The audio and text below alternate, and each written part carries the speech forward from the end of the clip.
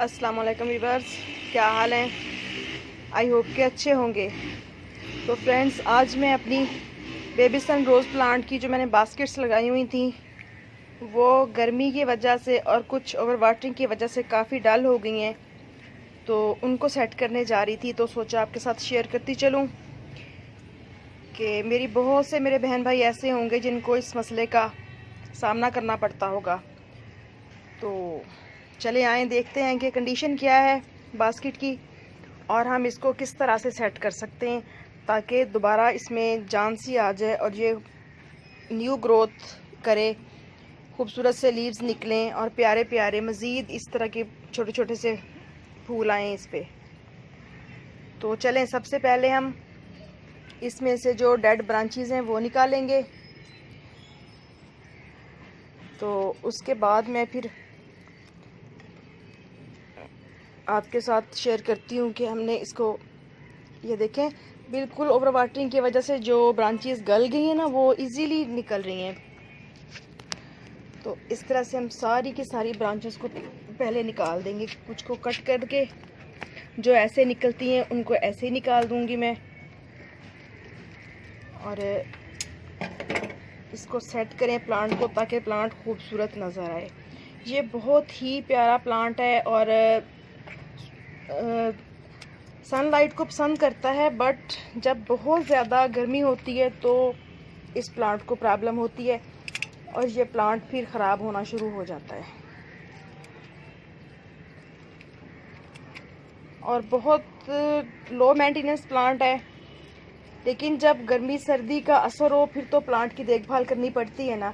लेकिन बस आप इसको एक दफ़ा अगर कटिंग के ज़रिए भी लगा लेते हैं या नर्सरी से लेके लगा लेते हैं तो ये प्लांट आपके पास कई सालों तक चल सकता है।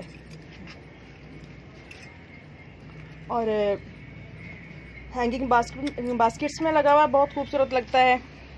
इसके अलावा अगर जैसे कि मेरा ये वाला प्लांट है, ये देखें एरोकेरिया, तो नीचे से सारी की सारी स्पेस इसकी खाली पड़ी है। तो अगर इस तरह से गमलों में लगा लिया जाए तो भी ये प्लांट बहुत खूबसूरत लगता है और गर्मी सर्दी से मल्चिंग का काम भी हो जाता है इस प्लांट से और खूबसूरती भी बढ़ जाती है गार्डन की। तो इस तरह से ये देखें, तकरीबन मैंने ज़्यादातर शाखें इसकी कट कर ली हैं, बट अभी भी चंद ब्रांचेस रह रही हैं, उनको भी कट करके तो फिर मैं इसमें डीएपी डालूंगी और कुछ गुड़ाई करूंगी इसकी ताकि इसकी जो मिट्टी है वो नरम हो जाए। और जो ओवर वाटरिंग हो चुकी है इस प्लांट को वो भी कंट्रोल हो सके। और अब मौसम ऐसा है कि अब मैं इसको अगर धूप में लगाती हूँ तो ये प्लांट मेरा अच्छा ग्रो करेगा, इसको कोई प्रॉब्लम नहीं होगी।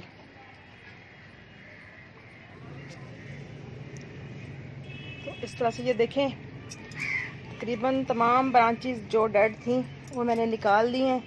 ये कुछ लीव्स वगैरह पड़े हुए थे, इनको भी निकाल देते हैं।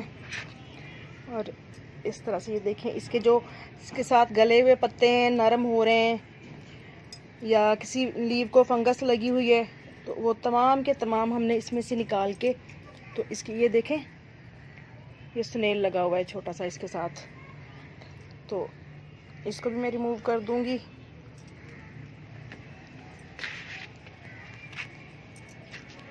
तो अब हम इसमें जहाँ जहाँ जगह है, स्पेस मिलती है, इस तरह से इसकी गुड़ाई कर देंगे।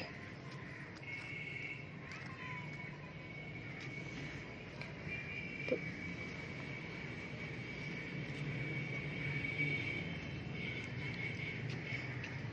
रात बारिश भी हुई है जिसकी वजह से काफ़ी पानी जमा हो रहा है मिट्टी में।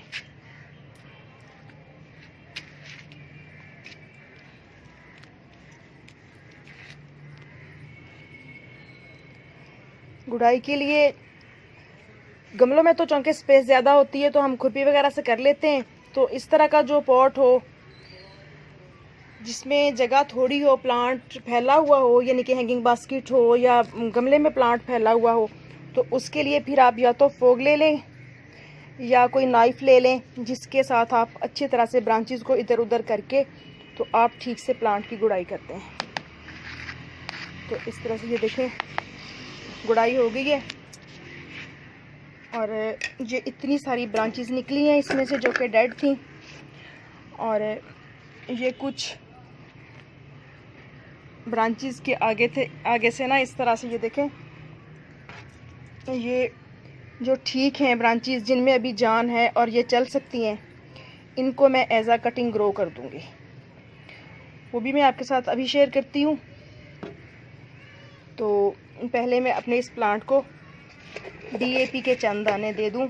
ये देखें, ये सिर्फ चंद दाने हैं, 1/4 टीस्पून समझ लें। तो इस तरह से मैं इसमें जहाँ जहाँ जगह बनती है डाल के तो मैं इसको छोड़ दूंगी और हैंग कर दूंगी। और पानी अभी ये देखें मट्टी काफ़ी गीली है तो मैं इसको पानी नहीं दे रही और हैंग कर दूंगी। तो जब फिर ज़रूरत महसूस होगी तब मैं इसको पानी दूंगी। तो इंशाल्लाह आपको मैं इसकी ग्रोथ भी दिखाऊंगी कि माशाल्लाह कैसी अच्छी चल रही है और वक्तन आपके साथ शेयर करती रहूँगी। इसके साथ कि मैंने काफ़ी सारी बास्केट से बना के लगाई हुई थी, तो जिनकी अभी ये देखें आपको दिखाती हूँ ये कंडीशन हो रही है। ये कुछ कटिंग्स वगैरह लगाई हुई हैं, वो भी अच्छे से ग्रो हो रही हैं। और एक बास्केट ये पड़ी है, ये देखें। अब इसकी सफाई फिर मैं बाद में आराम से करती रहूँगी। तो अब हम ये वाली कटिंग लगाते हैं बेबी सन रोज़ प्लांट की। इस तरह से ये देखें, ये इसके नीचे के जो लीव्स हैं उनको आपने रिमूव कर देना है।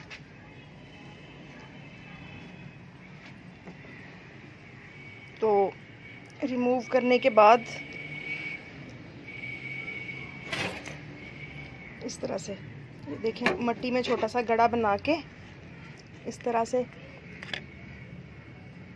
तो यूँ हमने इसको दबा देना है मिट्टी में। अगर आप इनके लीव नीचे से उतार लें तो बेहतर है, ना भी उतारें तो भी चलेगा। इजीली ग्रोथ हो जाती है इस प्लांट की, बहुत ही आसानी से ये रूट्स बना लेता है अपनी और बिल्कुल भी परेशान नहीं करता। बहुत प्यारा प्लांट है और कम पानी की ज़रूरत होती है इसे और बहुत ज़्यादा फर्टिलाइज़र की ज़रूरत भी नहीं होती। बस फुल गर्मी में ज़रा परेशानी होती है क्योंकि झुलसा देने वाली धूप, फिर इसको सारे इसके लीव्स वगैरह बर्न हो जाते हैं उन दिनों में। तो फिर ये प्लांट सरवाइव थोड़ा मुश्किल से करता है। बस इसको बचा बचू के रखना पड़ता है कि इसकी कटिंग्स वगैरह लगाते रहें साथ के साथ, तो आसानी से ये प्लांट आपके पास नेक्स्ट सीज़न तक सेव रह सकता है। और बहुत ही प्यारा लगता है जब भरपूर ग्रोथ पे होता है, तो इतना खूबसूरत लगता है ये प्लांट कि देख के मज़ा आ जाता है और गार्डन भी बहुत प्यारा लगता है। तो ये देखें, यूँ सारी कटिंग मैंने लगा दी है। और इस प्लांट की खासियत है कि अगर थोड़ा केयर से लगाएं तो हम इन लीव्स के ज़रिए भी इस प्लांट को बना सकते हैं। तो इस तरह से हम ये वाला लीव भी इसमें लगा देंगे। जो लीव ठीक हैं, बिल्कुल फ्रेश हैं, तो उनको मैं इस तरह से साथ इसमें खड़ा कर दूंगी। मुमकिन है रूट्स बना लें, अपनी ग्रोथ शुरू कर दें। तो अब हम इसको पानी देते हैं।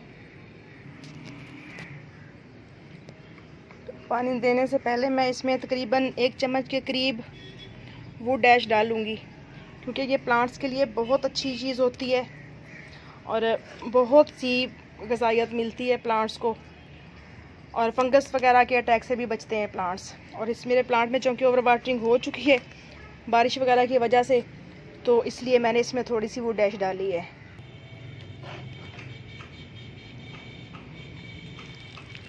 कटिंग को लगा के उसमें पानी डाल के अच्छी तरह से, तो आपने इसको शेडी एरिया में रख देना है। आजकल चूँकि मौसम में काफ़ी नमी है तो इसको कवर करने की ज़रूरत नहीं है। तो 15-20 दिन में इसकी रूटिंग आसानी से तैयार हो जाएगी। तो ओके फ्रेंड्स, इजाज़त दीजिए, अल्लाह हाफिज़।